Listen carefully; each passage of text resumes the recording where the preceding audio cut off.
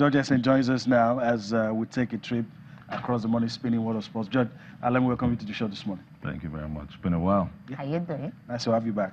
Rushing from Russia. Yeah, thank you. Russia has finished things now. Exactly. I haven't seen you, right? Yeah, that's true. Okay. Yeah, where do we start from? Thierry Henry. I mean, he's in pole position to become the coach of Bordeaux in France. I mean, that's going to be his biggest test, in the sense that he was assistant to the Belgium manager, talking about Roberto Martinez at the World Cup. Almost, got almost into the final. But right now, this is going to be a tough test. Yeah, his CV is good. Very rich. Even his, I think that was his first. That was his first coaching job with the Belgian side, and getting all the way to the semi-finals of the World Cup. I think it makes you a candidate, for that kind of job. Bordeaux need to also define what their ambitions are this season. Are they planning to win the league? Because they seem to be selling their best players. So. So maybe they just want to stay. If you want to win the league, you probably go for a coach who is more experienced. Maybe they just want to stay up. Yeah, stay up. Because the former manager lost his job because he complained about letting the top players go. And we hear that Thierry Henry, it's not official yet, but it looks like he's going to be the next manager. Thierry Henry said, he's accepted it. Yes, you must back me. So the question is, a team that is allowing their best players go, and someone is coming in and saying you must back him. Are we already set for a conflict? Yeah, well, I don't know if they'll probably respect Thierry Henry's wishes than the former coach, but knowing Henry as well, I think he want to go for the best as well, and he'll come out with some. As a former player, as a famed player, he'd want to make some decisions that he won't want the board to go against or be a conflict with him. So obviously there will be conflicts, but there will be terms of reference and T&Cs, and they'll tell him, look, this is why this other man is going. This is what we can offer. So don't come here and start bringing that same conflict. So he'd, if he can work with that, fine. Like I said again, what are their ambitions this season? Do they just want to stay up? Do they want to just fancy the chances of having an ex-player in the mode of Henry in charge of the side?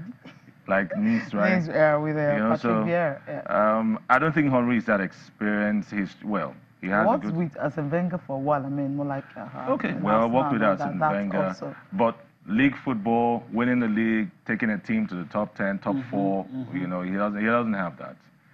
And this is different from punditry anyway, so. It is different. But when I heard the story, I like, okay, well, what about Zidane? But I think Zidane actually understudied for a while. For a while. Club football. Club football is different from national teams. So. Okay, you think the time he spent with Arsenal with Arsene Wenger is not just enough? How long did he spend?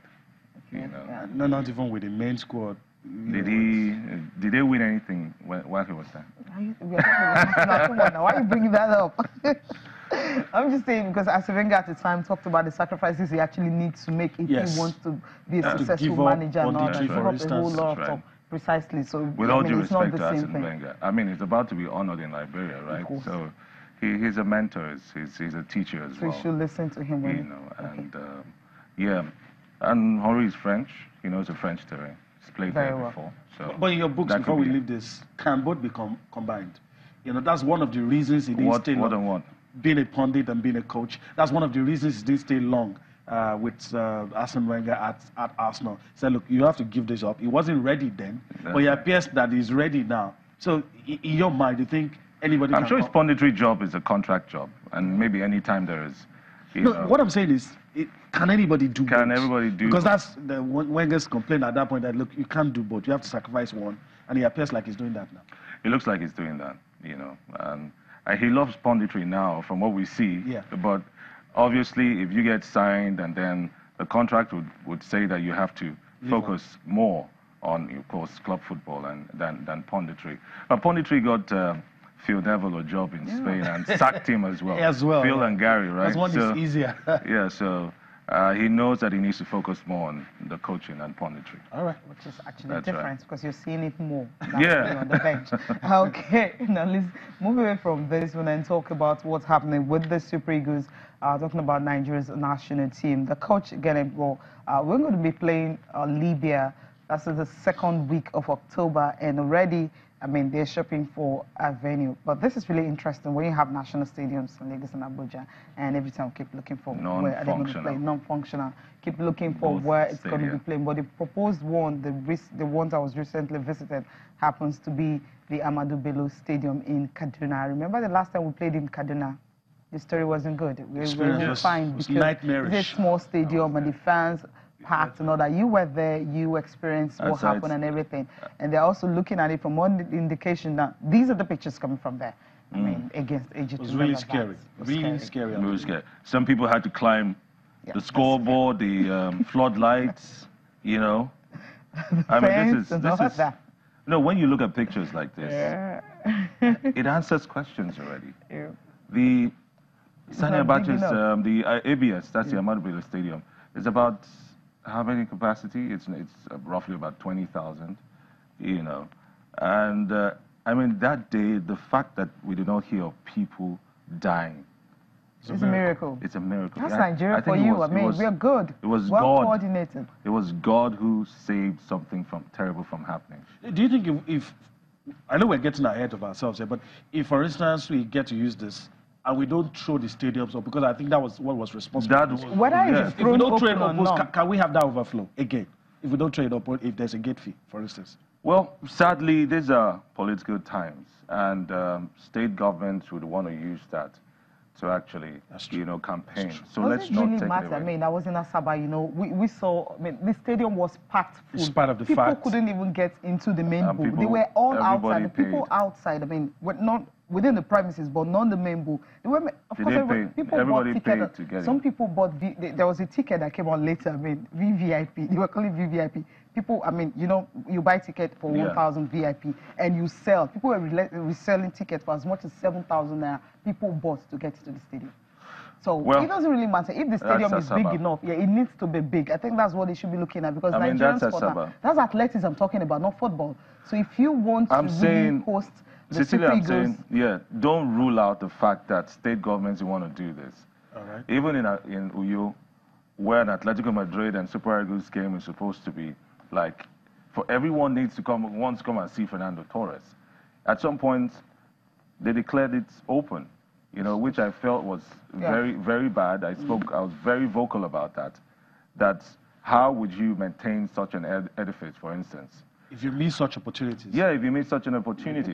Government has acquired, you guys got. And I don't know why we are dilly-dallying about this. There's so much money. You have the best stadium in the world in Akwa Ibom State, in Nigeria. In Nigeria, okay. In Abuja, come on. The national stadium is Abuja. Higher capacity, it has more capacity, 60,000 and all that.